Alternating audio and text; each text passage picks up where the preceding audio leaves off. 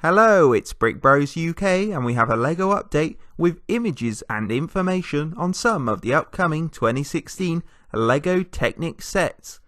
There will be a LEGO Technic Display Team Jet 42044, which is a 2-in-1 build with the jet and prop plane builds consisting of 113 pieces, and it should cost around £10.99 in the UK, $12.99 in the US, and €12.99 in Europe. There's also going to be a Hydroplane Racer Set 42045, which again is a 2-in-1 build consisting of 180 pieces and costing £18.99 in the UK, $19.99 in the US, and €19.99 in Europe.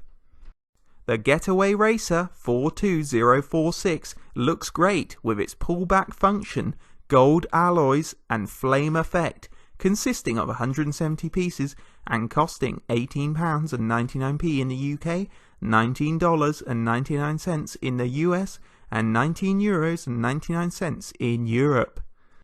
And the final images are of the LEGO Technic Police Interceptor Set 42047, consisting of 185 pieces and costing £18.99 in the UK, $19.99 in the US, and €19.99 in Europe.